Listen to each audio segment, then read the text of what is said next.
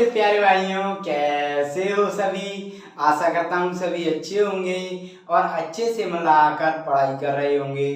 तो मेरे प्यारे भाइयों, आज हम इस वीडियो में प्रश्नावली 6.3 का क्लास 10th का क्वेश्चन नंबर 11वां सॉल्व करेंगे। आइए मेरे भाइयों, आकृति 6.40 में ए बी इक्वल है, ए बी भुजा ए सी के बराबर है। एक समद्विबाहु त्रिभुज ए बी सी की बढ़ाई गई भुजा सी बी पर स्थित ई एक बिंदु है। ठीक है, यदि ए डी लंब है बी सी पर और ई एफ लंब है किस पर मेरे भाइयों, ए सी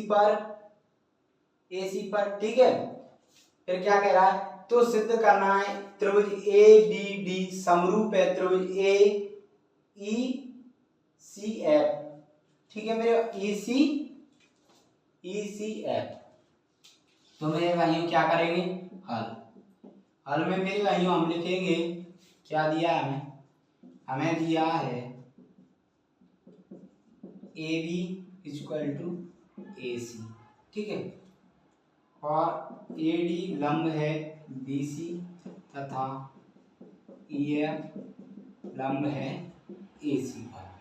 अब हमें प्रूव करना है मेरे भाई, हमें प्रूव करना है त्रिभुज ए बी डी समरूप त्रिभुज ई सी एफ। ठीक है, तो हम क्या करेंगे मेरे भाइयों, हम लेते हैं त्रिभुज ए बी डी तथा त्रिभुज ई सी एफ, इन दोनों त्रिभुजों के लेते हैं। इनमें क्या दिया देखो, इनमें मेरे भाइयों त्रिभुज ए बी डी में क्या दिया है, ए डी लंब दिया है किस पर मेरे भाइयों, बी सी पर। ए डी लंब दिया है किस पर, बी सी पर, और ई एफ लंब दिया है ए सी पर, ई सी एफ में। तो मेरे भाइयों ये लंब दिया है, तो मेरे भाइयों ये कोण, ये लंब पर जो कोण बना है, एक कौन सा बना है मेरे भाइयों, एक बना है कोण A D B equal to कोण ई एफ सी। दोनों कोण बन रहे हैं मेरे भाई बराबर, क्यों है, क्योंकि मेरे भाई ये इस पर लंब बन रहे हैं दोनों पर, ए डी लंब बी सी और ई एफ लंब ए सी, इसलिए ये 90 डिग्री के होंगे। ठीक है, लंब पर कोण हमेशा 90 डिग्री का होता है, इसलिए तो क्यों है मेरे भाइयों, इस पर लिख सकते हो, क्योंकि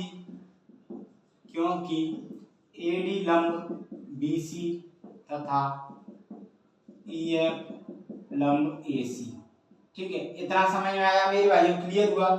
अब तो क्या होगा, एंगल ए डी बी